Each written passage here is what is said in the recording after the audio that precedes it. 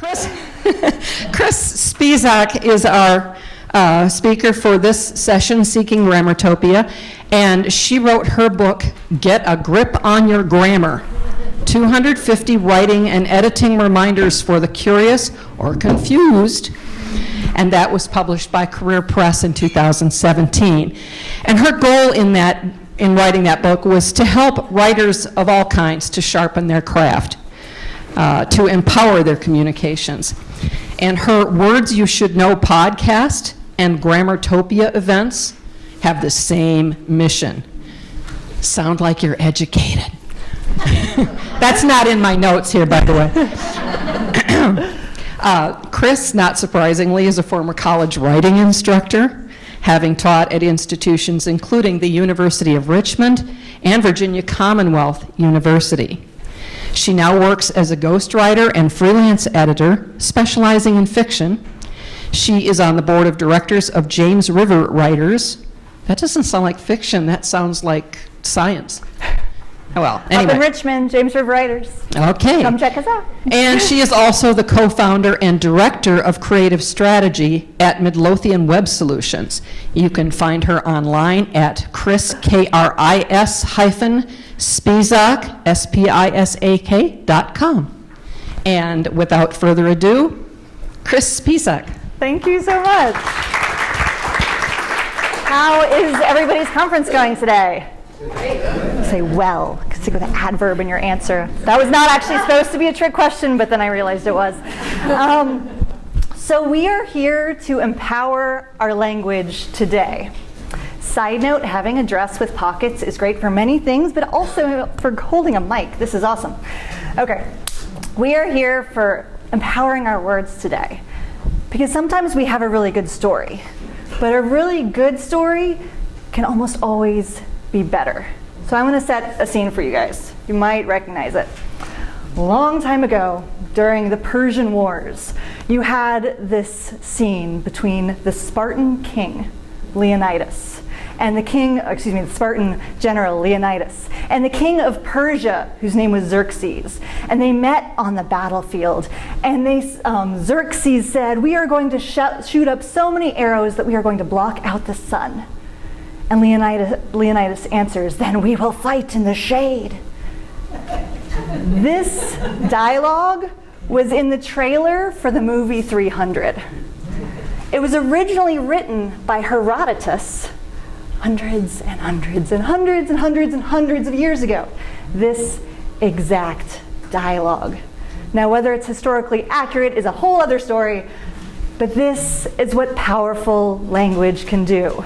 Maybe your language will be out there in whatever the futuristic Hollywood trailer would be 1,000 years from now. But this is your challenge, to take your words further, not farther, further. Earlier I was asked about what the biggest challenge is for writers when it comes to grammar.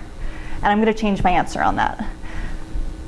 The answer to me would be word precision. So often we say so close to what we mean, but not quite. And that's what we're going to be talking about today. For example, if you have a Monday morning meeting every single week, is this a recurring meeting or a reoccurring meeting? They both exist. Neither of them is a typo. Well, actually, one of them is, but they both are real words. Oh, what do you think? Oh, audience of talented writers, I love it. Yes, recurring means it's a regularly scheduled thing. Thunderstorms are reoccurring in the springtime, but they don't happen every Friday, unless my son is playing baseball, and then every Friday game will be rained out. But beyond that, usually reoccurring. If you want to build upon a new concept, do you want to flesh out your writing, or do you want to flush out your writing? You're all laughing because I know you all know the right answer, which is flesh. Thank you. You know you hear this wrong all the time. It's like there's a hunt and there's a dog going into the hole to scare out your writing, or there's flushing. That's also part of it. So we all make mistakes, and I'm a big believer in accepting that we all make mistakes. We all just need to take the time to edit ourselves.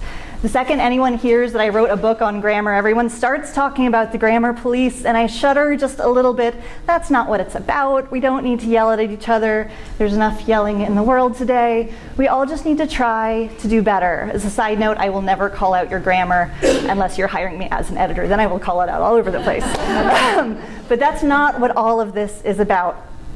As a side note, I am going to give away one copy of my book to one lucky person in the audience. And if you want to enter, if you could write down your name for me, we'll do that at the very end. Okay. Now, people have been caring dramatically about words for a long, long time. My favorite story is that when this country was born, Ben Franklin said, you know what, we don't need British and English. We need our own alphabet. We need to change the spelling of everything. And this is where the birth of American versus British English was born, where Ben Franklin said, you know what, we need to change our alphabet. We need to drop the C, the J, the Q, the W, the X, and the Y, and replace them with new letters, such as the thorn. Has anybody heard of the thorn? It's kind of a circle with a line through it. It does the sound, a TH sound. But there are all sorts of things like this. The thorn is actually the origin of why you see ye old all over the place, and you see the Y-E instead of the T-H-E, because that original thorn that was used for a little while is drawn a little bit like a Y. So when people 100 years later are writing down that thorn, they think it's a Y. So if you're ever pronouncing ye old something, you're actually mispronouncing it. The colonials never actually said ye. At least not in that context. They did use ye for you, and that's a whole other story. Grammar!